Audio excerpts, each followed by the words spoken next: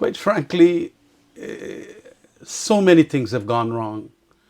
But as I said in my statement, we really wanted kind of a day of mourning. But now that you've asked the question, this is what, at a parliamentary level, we were demanding that that Parliamentary Security Sector Committee be set up. Because we wanted to know all of these matters in relation to safety at schools, especially with whether fire drills were being done, and to ask where and where it was done, just like how the PPP had asked us the last time. And so that we would have ticked off as to where and where it was done. As to grilling a school, that is horrific in a sense. And especially when not having the securities in relation to how you come out and exit that. I am aware that in the dorms in the interior, we have had that the girls sometimes during the course of the night escape and they go and do whatever things they do. And that is one of the reasons that we had put mesh on the school windows system all around. We had done mesh. I don't know who had this silly idea of grilling a dormitory and not with the other exits in that kind of a scenario. And if you have one or two girls, the big girls, I understand, in the big forms, why are you going to grill up the whole thing like that? I mean, this is almost a homicide has been committed there by those who would have authorized and been the intellectual authors of that kind of a system. Look, we're going to deal with these things, I think, more as they come along.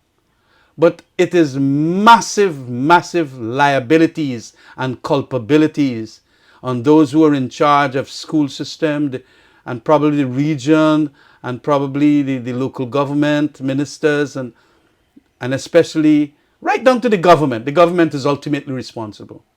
I have had disasters in the 2 prison fires and so on, and I took the responsibility. But remember, those are different scenarios where the criminals in this prison system started burning mattresses and all of that and caused whatever they happened. But we have to do the commission of inquiry, find out who would have done the authorization for grilling of a school like that. That's not the Georgetown prisons.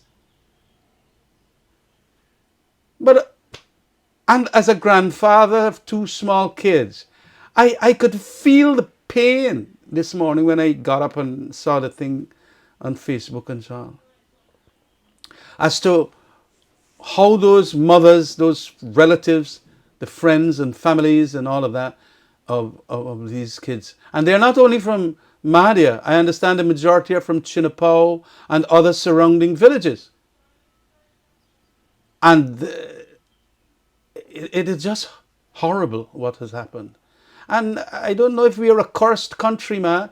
The deaths that are happening. And it's all over now. The Reuters, Al Jazeera, CNN, BBC, you name the international. And they're comparing it with almost like what happened years ago. Deaths in the jungle. It's a sad day for Guyana, you know. And with all that we now afford, I want to know who was the security people. Because at a regional level, we hear that a number of these private security firms are contracted with very big monies being paid to them to secure public infrastructure like this school, dormitory. Where was that security? At least it could have been earlier that they would have known and probably get the fire service there, although we now know that the Bowser gone and clean up, let them. For what reason? Who would have overridden the fire engine or the fire chief of Mahdia to then go and say, well, go clean up?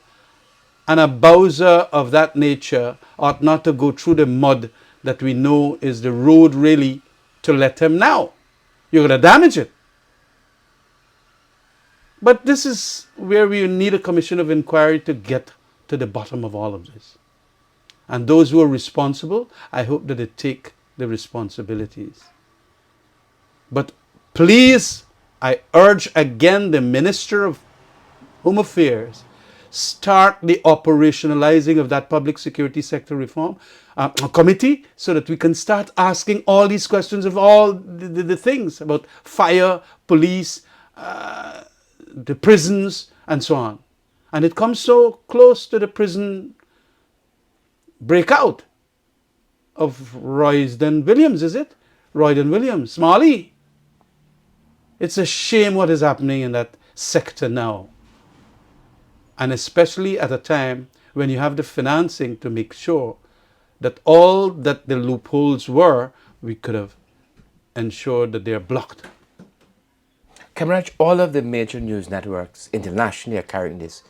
All of them are carrying this story. It is so horrific, it's so shocking.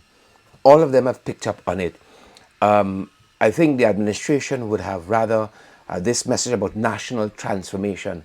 But it seems when you get down to the details, the devil is in the details.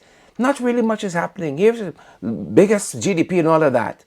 And, you know, the children are treated in this way. The fire system doesn't work and all of that. Are you worried, you know? If I am worried, that is why in my last speech in the parliament, I was literally, if I could have gone down to my knees begging that please, let's have a more secure society.